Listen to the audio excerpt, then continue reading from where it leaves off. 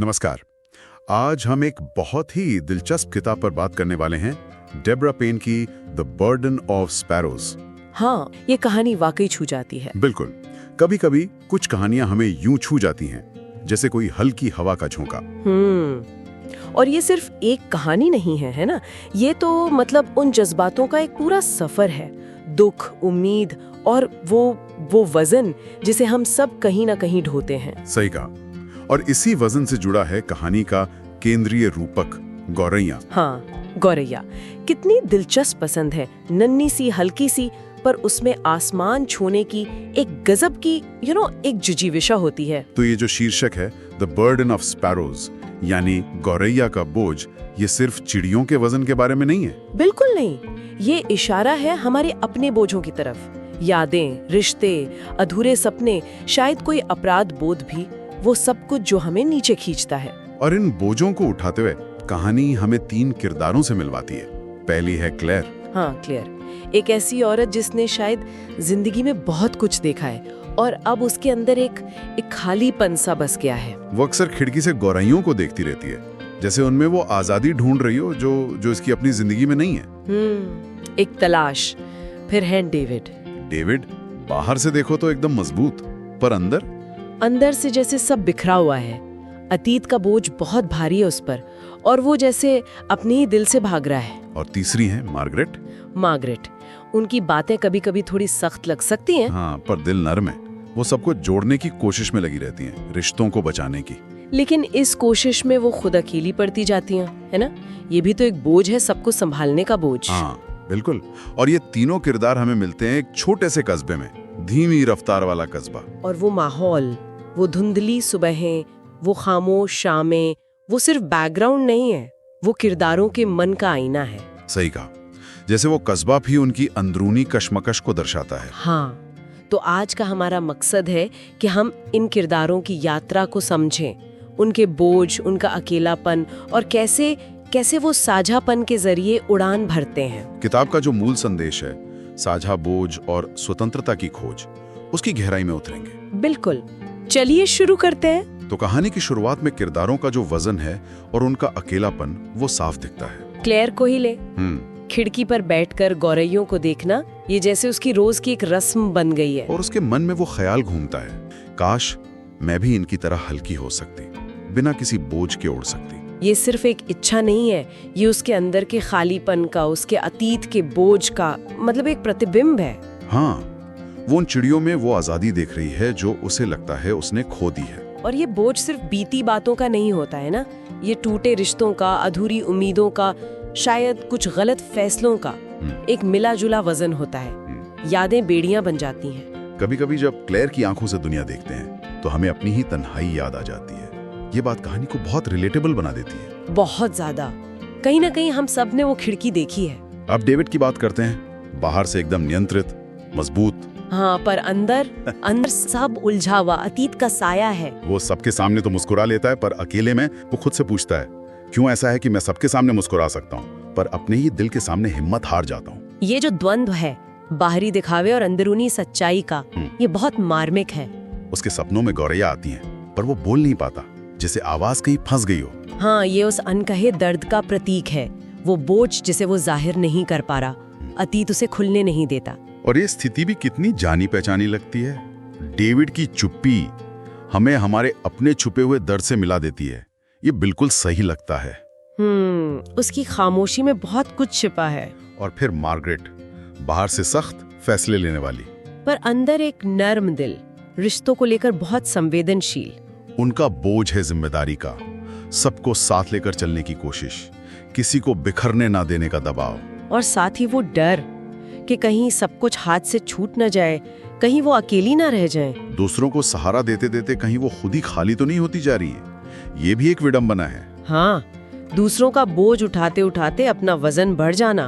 दिलचस्प बात यह है कि तीनों, क्लेयर, डेविड, मार्गरेट, एक ही कस्बे में है, एक ही आसमान के नीचे, पर शुरू में उनके बीच जैसे मीलों की दूरी है। हाँ, सब अपने अपने कवच में बंद हैं, अपने अपने बोझ तले दबे हुए। और यहाँ क्लेयर की वो सोच फिर से याद आती है, अगर गौरैया ये कर सकती हैं, साथ रह सकती हैं, उड़ सकती है, तो इंसान क्यों नहीं?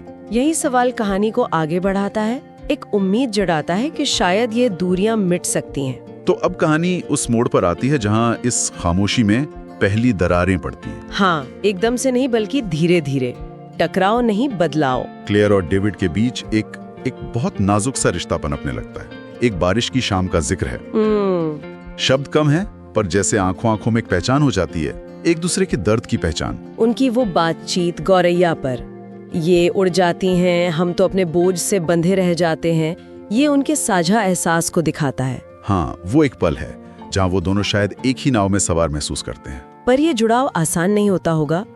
क्लेयर के मन में डर होगा फिर से चोट खाने का, और डेविड, उसे अपनी कमजोरी दिखाने का डर होगा कि लोग क्या सोचेंगे।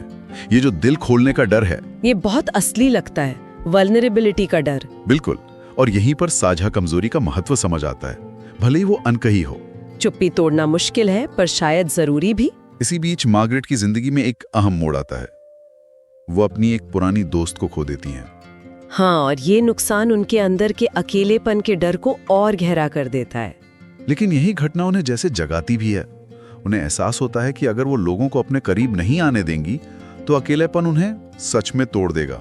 ये दिखाता है कि कैसे बाहरी घटनाएं हमें अंदर से बदल सकती हैं। मार्गरेट को ये समझ आने लगता है कि अगर उसने लोगों को अपने दिल में जगह नहीं दी तो अकेलापन उसे तोड़ देगा। तो ये एहसास उसे क्लेयर और डेविड के करीब लाता है। हाँ, ये उसके किरदार के लिए एक टर्निंग पॉइंट है। वो खुद को बचाने के लिए जुड़ने की जरूरत महसूस करती है। उधर क्लेयर अब भी अपने अतीत से जूझ रही है और डेविड अपने अंदर ही अंदर लड़ रहा है। हाँ, वो सवाल पूछ रहा है खुद से, क्या मैं भी किसी गौरैया की तरह उड़ सकता हूँ? उसकी डायरी का वो हिस्सा, अगर मैं सच कह दूं तो क्या कोई सुनेगा, ये उसकी अनिश्चितता और डर को दिखाता है। वो कहना चाहता है पर डरता है कि कोई समझेगा नहीं या शायद जज करेगा।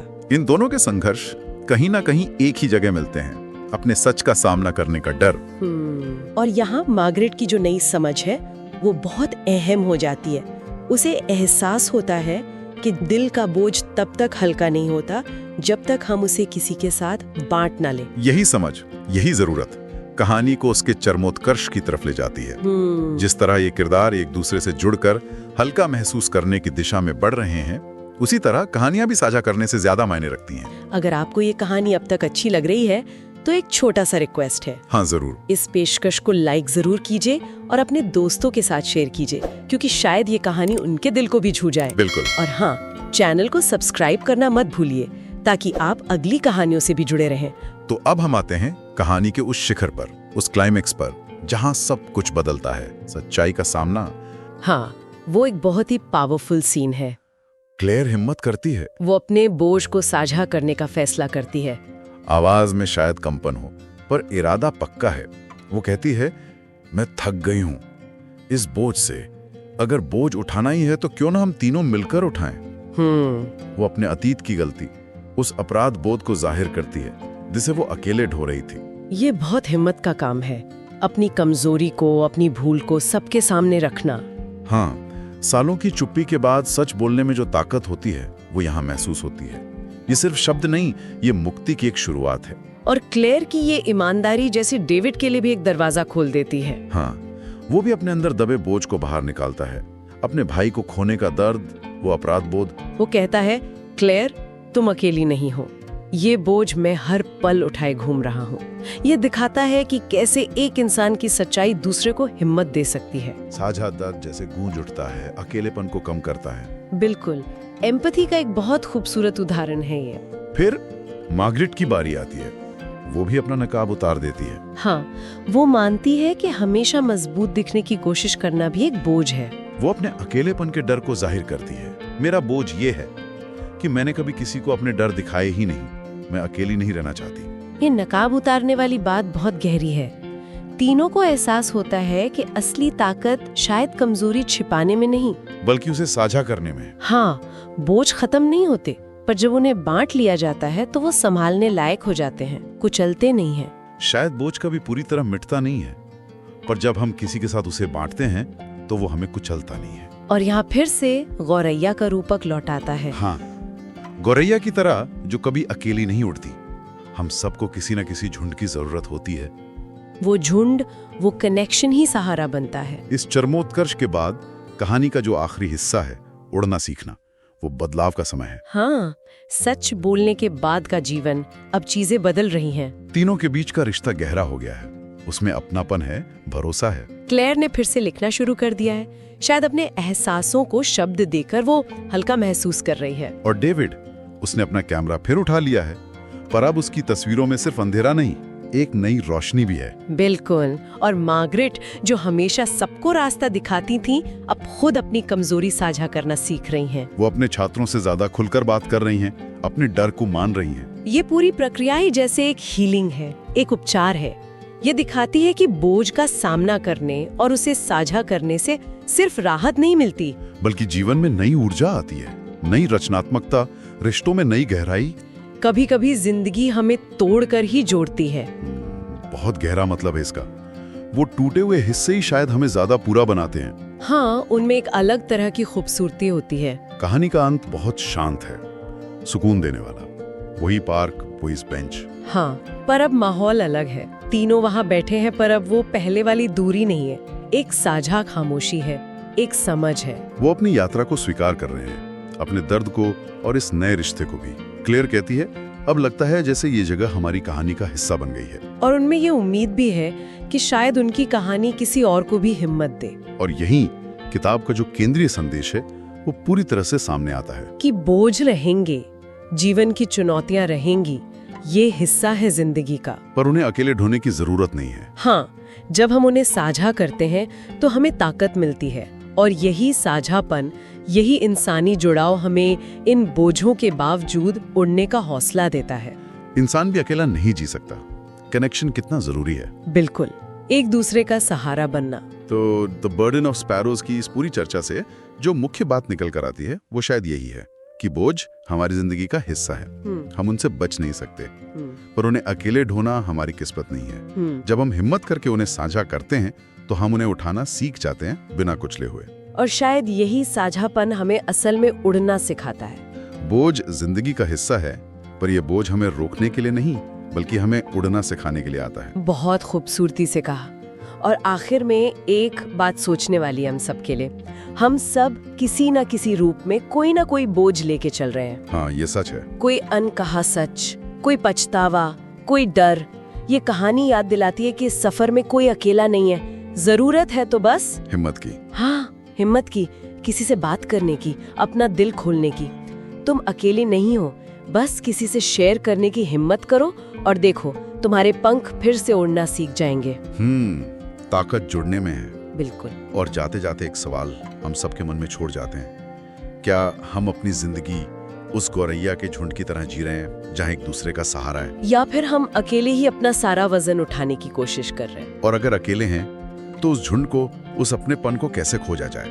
सोचने वाली बात है। आज की इस गहरी बातचीत में इतना ही, फिर मिलेंगे। अगर आप अब तक हमारे साथ जुड़े हुए हैं तो जाहिर है ये बातें आपके लिए मायने रखती हैं। तो इस वीडियो को लाइक जरूर करिए, और अगर आप चाहते हैं कि हर हफ्ते ऐसी ही लाइफ चेंजिंग बातें, गहरी चर्चाएं आप तक पहुंचती रहें, तो सब्सक्राइब करना मत भूलिएगा।